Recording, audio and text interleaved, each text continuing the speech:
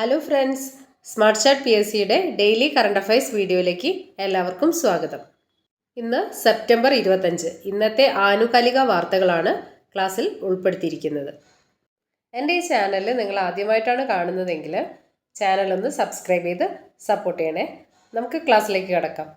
അപ്പോൾ ആദ്യത്തെ point operation Numkhor. Operation Numkhor എന്ന് പറഞ്ഞാൽ എന്താ? നികുതി വെട്ടിപ്പും നിയമവിരുദ്ധ വാഹന ഇറക്കുമതിയും ഉൾപ്പെടുന്ന റാക്കറ്റിനെ ലക്ഷ്യം വെച്ചുള്ള കസ്റ്റംസ് നടത്തിയ ഓപ്പറേഷനാണ് ഓപ്പറേഷൻ നുങ്കൂർ. ഓപ്പറേഷൻ നുങ്കൂർ എന്ന് പറഞ്ഞാൽ നികുതി വെട്ടിപ്പും നിയമവിരുദ്ധ വാഹന ഇറക്കുമതിയും ഉൾപ്പെടുന്ന റാക്കറ്റിനെ ലക്ഷ്യം വെച്ചുള്ള കസ്റ്റംസ് നടത്തിയ ഓപ്പറേഷനാണ് ഓപ്പറേഷൻ നുങ്കൂർ. നുങ്കൂർ എന്നാൽ ഭൂട്ടാൻ ഭാഷയിൽ വാഹനം എന്നാണ് അർത്ഥം. നുങ്കൂർ എന്ന വാക്കിൻ്റെ അർത്ഥം ഭൂട്ടാൻ ഭാഷയിൽ വാഹനം എന്നാണ്. നുങ്കൂർ എന്നാൽ ഭൂട്ടാൻ ഭാഷയിൽ വാഹനം എന്നാണ് അർത്ഥം. അടുത്ത പോയിന്റ് നോക്കാം. തമിഴ്നാട് സർക്കാരിൻ്റെ MS സുബ്ബലക്ഷ്മി പുരസ്കാരത്തിന് 2025 അർഹനായത് ആര്? KJ യേശുദാസ്. തമിഴ്നാട് സർക്കാരിൻ്റെ MS സുബ്ബലക്ഷ്മി പുരസ്കാരത്തിന് 2025 അർഹനായത് KJ യേശുദാസ്. ആ വാർത്തയുടെ പേപ്പർ കട്ടിങ്ങാണിത്. യേശുദാസിന് MS സുബ്ബലക്ഷ്മി പുരസ്കാരം. സംഗീത രംഗത്തെ സമഗ്ര സംഭാവനയ്ക്കുള്ള തമിഴ്നാട് സർക്കാരിൻ്റെ MS സുബ്ബലക്ഷ്മി പുരസ്കാരം. 1 ലക്ഷം രൂപയും സ്വർണ്ണ മെഡലും അടങ്ങിയതാണ് പുരസ്കാരം. KJ യേശുദാസിന്. അപ്പം പുരസ്കാര തുക 1 ലക്ഷം രൂപയും സ്വർണ്ണ മെഡലും. 1 ലക്ഷം രൂപ സ്വർണ്ണ മെഡലാണ് MS സുബ്ബലക്ഷ്മി പുരസ്കാരം. ഒരു പോയിന്റും കൂടെ ഉണ്ട്, അതുകൂടെ പറയാം. സിനിമാ രംഗത്തെ മികവിന് ഗായിക ശ്വേത മോഹൻ, നടി സായ് പല്ലവി എന്നിവർക്ക് കലൈമ മണി പുരസ്കാരം. 2025 MS സുബ്ബലക്ഷ്മി പുരസ്കാരം KJ യേശുദാസിന്. അടുത്ത പോയിന്റ് നോക്കാം. ഫ്രീഡം എഡ്ജ് എന്ന ത്രിരാഷ്ട്ര സൈനിക അഭ്യാസം ആരംഭിച്ച രാജ്യങ്ങൾ. ദക്ഷിണ Korea, United States, Japan. Freedom edge എന്ന ത്രിരാഷ്ട്ര സൈനിക അഭ്യാസം ആരംഭിച്ച രാജ്യങ്ങളാണ് ദക്ഷിണ Korea, United States, Japan. Freedom edge ദക്ഷിണ കൊറിയ, യുണൈറ്റഡ് സ്റ്റേറ്റ്സ്, ജപ്പാൻ. അടുത്ത പോയിന്റ് നോക്കാം. ഇന്ത്യൻ സൈന്യം അടുത്തിടെ അമോഘ് ഫ്യൂറി എന്ന സംയോജിത ഫയർ പവർ അഭ്യാസം ഏത് സംസ്ഥാനത്താണ് നടത്തിയത്? രാജസ്ഥാൻ. ഇന്ത്യൻ സൈന്യം അടുത്തിടെ അമോഘ് ഫ്യൂറി എന്ന സംയോജിത ഫയർ പവർ അഭ്യാസം ഏത് സംസ്ഥാനത്താണ് നടത്തിയത്? ആൻസർ രാജസ്ഥാൻ. അടുത്ത പോയിന്റ് നോക്കാം. ലഡാക്ക് പ്രക്ഷോഭം. ഇപ്പം പേപ്പറിലൊക്കെ കണ്ടുകൊണ്ടിരിക്കുന്ന വാർത്തയാണിത്. അതിന് ഇമ്പോർട്ടൻസ് കൊടുത്ത് നോക്കണം. ലഡാക്കിന് സംസ്ഥാന പദവി വേണമെന്നും ലഡാക്കിനെ 6ാം പട്ടികയിൽ ഉൾപ്പെടുത്തണം എന്നുമാണ് ആവശ്യം. ലഡാക്ക് പ്രക്ഷോഭത്തിന്റെ പ്രധാന കാരണം ലഡാക്കിന് സംസ്ഥാന പദവി വേണം, അതേപോലെ ലഡാക്കിനെ 6ാം പട്ടികയിൽ ഉൾപ്പെടുത്തണം എന്നുമാണ് ആവശ്യം. പട്ടിക 6 എന്ന് പറയുന്നത് എന്താ? പട്ടിക 6ൽ ഒരു പ്രാദേശിക സ്വയംഭരണമാണ് പ്രതിപാദിക്കുന്നത്. പട്ടിക 6ൽ ഒരു പ്രദേശത്തിന്റെ പ്രാദേശിക സ്വയംഭരണമാണ് പ്രതിപാദിക്കുന്നത്. ലഡാക്കിന്റെ ലഫ്റ്റനന്റ് ഗവർണറാണ് കവീന്ദർ ഗുപ്ത. ഇപ്പം നമ്മൾ പറഞ്ഞ ലഡാക്ക് പ്രക്ഷോഭത്തിൻ്റെ പേപ്പർ കട്ടിങ്ങാണിത്. സംസ്ഥാന പദവി, ജനകീയ പ്രക്ഷോഭം, അക്രമാസക്തമായി എന്നൊക്കെ പറഞ്ഞിട്ട് കാണിച്ചിട്ടുണ്ട്. അതിൽ നമുക്ക് 6ാം വകുപ്പുണ്ട്, അതൊന്ന് നോക്കാം. 6ാം വകുപ്പ്. ഭരണഘടനയുടെ 6ാം വകുപ്പിലെ വ്യവസ്ഥകൾ ത്രിപുര, മേഘാലയ, മിസോറാം, അസം എന്നീ വടക്കുകിഴക്കൻ സംസ്ഥാനങ്ങളിലെ ഗോത്ര വിഭാഗങ്ങൾക്കാണ് ബാധകം. സാമ്പത്തിക അധികാരം, ഭരണനിർവഹണം, നീതിന്യായ നിർവഹണം തുടങ്ങിയ അധികാരമുള്ള സ്വയംഭരണ കൗൺസിലുകൾ സ്ഥാപിക്കാനുള്ള പ്രത്യേക വ്യവസ്ഥയാണ് ഈ വകുപ്പിലുള്ളത്. സംസ്ഥാന പദവിക്ക് പുറമെ ഈ വകുപ്പ് ലഡാക്കിനും ബാധകമാക്കണമെന്നാണ് ആവശ്യം. ലഡാക്കിനെ 6ാം പട്ടികയിൽ ഉൾപ്പെടുത്തണമെന്ന ഒരു ആവശ്യം ഉന്നയിച്ചു. പക്ഷേ ഭരണഘടനയിലെ 6ാം വകുപ്പിലെ വ്യവസ്ഥകൾ അനുസരിച്ച് ത്രിപുര, മേഘാലയ, മിസോറാം, അസം എന്നീ വടക്കുകിഴക്കൻ സംസ്ഥാനങ്ങളിലെ ഗോത്ര വിഭാഗങ്ങൾക്കാണ് ഈ 6ാം വകുപ്പ് ബാധകം. സാമ്പത്തിക അധികാരം, ഭരണനിർവഹണം, നീതി നിർവഹണം തുടങ്ങിയ അധികാരമുള്ള സ്വയംഭരണ കൗൺസിലുകൾ സ്ഥാപിക്കാനുള്ള പ്രത്യേക വ്യവസ്ഥയാണ് 6ാം പട്ടികയിൽ പറഞ്ഞിരിക്കുന്നത്. അടുത്ത പോയിന്റ് നോക്കാം. പ്രധാനമന്ത്രി മോദി തറക്കല്ലിടുന്ന മഹിബൻസുര ആണവ നിലയ പദ്ധതി സ്ഥിതി ചെയ്യുന്ന സംസ്ഥാനം. രാജസ്ഥാൻ. പ്രധാനമന്ത്രി തറക്കല്ലിടുന്ന മഹിബൻസുര ആണവ നിലയ പദ്ധതി സ്ഥിതി ചെയ്യുന്ന സംസ്ഥാനമാണ് രാജസ്ഥാൻ. മഹിബൻസുര ആണവ നിലയ പദ്ധതി രാജസ്ഥാനിലാണ്. മറന്നുപോകരുത്, ഇമ്പോർട്ടൻ്റ് ആണ്. കറണ്ട് അഫയേഴ്സ് ആയതുകൊണ്ട് തന്നെ ഇമ്പോർട്ടൻസ് കൊടുത്ത് പഠിക്കാം. Next point. അടുത്തിടെ പട്ടികവർഗ പദവി നൽകണമെന്നും ഭരണഘടനയുടെ 8ാം ഷെഡ്യൂളുകളിൽ കുർമലി ഭാഷ ഉൾപ്പെടുത്തണമെന്നും ആവശ്യപ്പെട്ട് പോരാടുന്ന കർഷക വിഭാഗം. ഒന്നുകൂടെ ക്വസ്റ്റ്യൻ വായിക്കാം.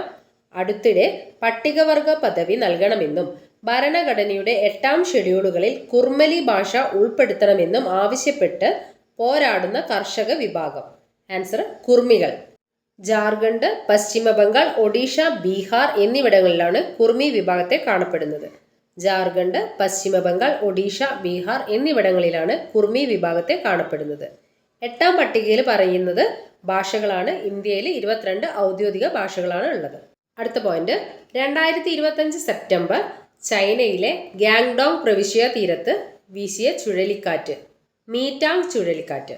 അടുത്ത പോയിന്റ്, 2025 ഗ്ലോബൽ ഇന്നോവേഷൻ ഇൻഡെക്സിൽ 1-ാം സ്ഥാനത്തെത്തിയ രാജ്യം സ്വിറ്റ്സർലൻഡ്.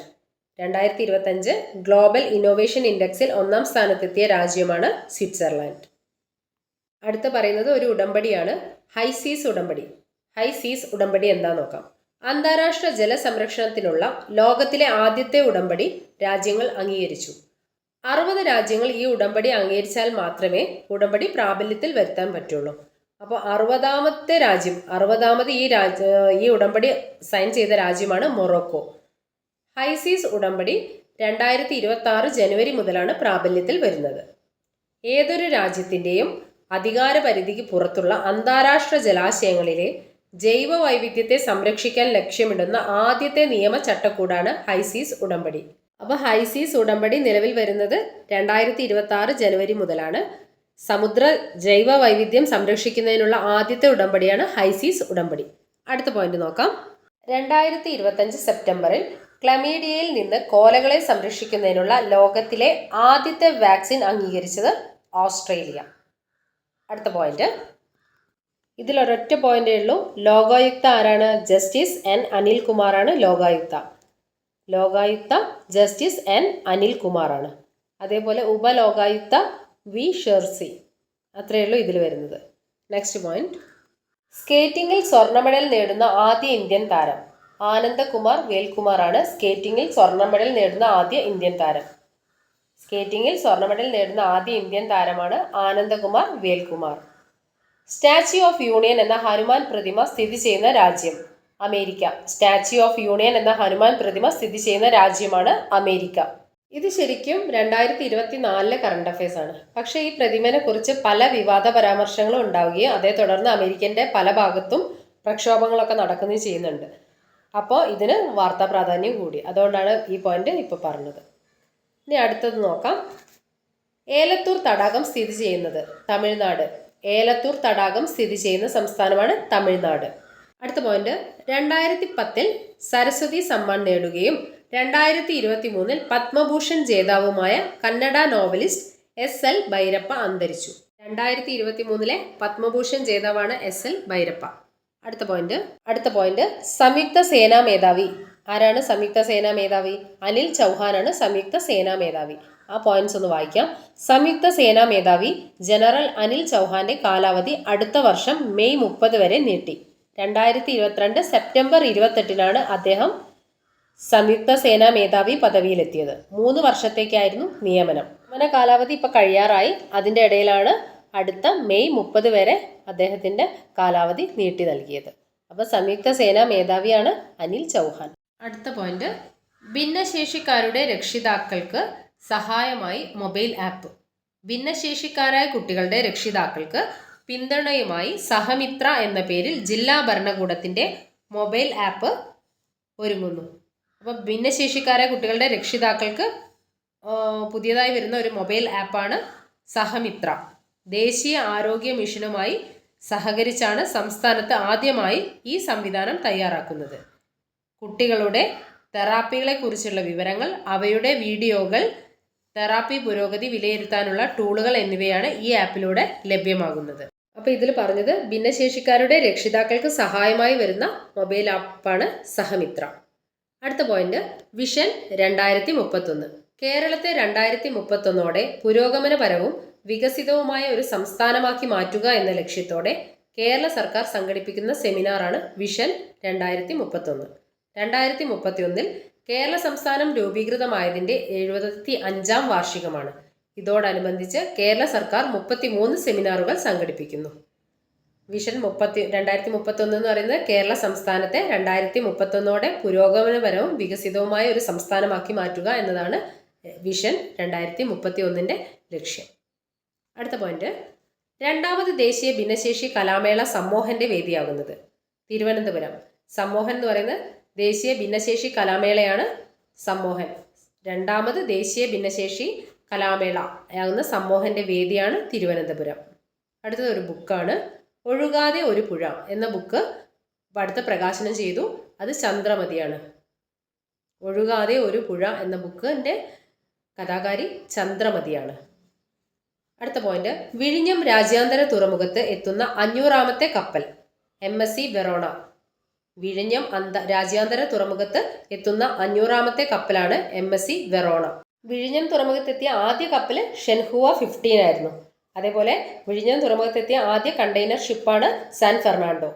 വിഴിഞ്ഞം തുറമുഖത്ത് എത്തുന്ന 500ാമത്തെ കപ്പലാണ് MSC വെറോണ.